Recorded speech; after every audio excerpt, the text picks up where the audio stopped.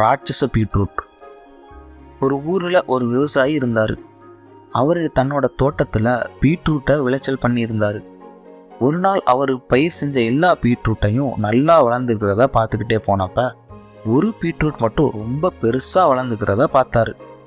அடடா, இந்த பீட்ரூட்டை நம்ம சந்தைக்கு கொண்டு போய் விற்றோம்னா நமக்கு நிறைய பணம் கிடைக்குமேன்னு சொல்லிட்டு அதை பிடுங்க முயற்சி பண்ணார். ஆனால் அந்த பீட்ரூட் பிடுங்கவே முடியலை.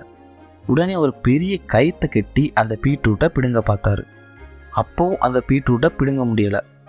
உடனே அவரோட மனைவியை கூப்பிட்டுட்டு 2 பேரும் சேர்ந்து அந்த பீட்ரூட்டை பிடுங்க பார்த்தாங்க. அப்போவும் அந்த பீட்ரூட்டை பிடுங்க முடியலை. உடனே அவரோட மகனையும் சேர்த்துக்கிட்டு அந்த பீட்ரூட்டை பிடுங்க பார்த்தாரு. அப்போவும் அந்த பீட்ரூட்டை பிடுங்க முடியலை. உடனே அவரோட மகளையும் கூப்பிட்டு தங்களோட சேர்த்துக்கிட்டு பீட்ரூட்டை பிடுங்க பார்த்தாங்க. அப்போவும் அந்த பீட்ரூட்டை பிடுங்க முடியலை. இவங்க கஷ்டப்படுறத பார்த்து அவங்க தோட்டத்து நாய் அதுவாக வந்து உதவி செஞ்சிச்சு. அதுவும் அதை இழுக்க ட்ரை பண்ணிச்சு. அப்போவும் அந்த பீட்ரூட்டை பிடுங்க முடியலை. அங்கே இருந்த பூனையும் சேர்ந்துக்கிட்டு அவங்களுக்கு உதவி செஞ்சிச்சு.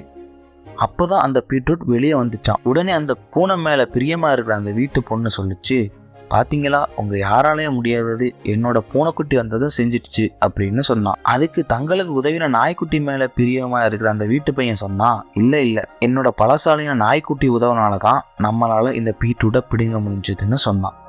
அதுக்கு அந்த விவசாயி சொன்னார், யாரோட தனிப்பட்ட முயற்சினாலும் இந்த பீட்ரூட் பிடுங்கலை, நம்ம எல்லாரோட ஒற்றுமையால தான் இந்த பீட்ரூட்டை பிடுங்க முடிஞ்சிச்சுன்னு சொன்னார்.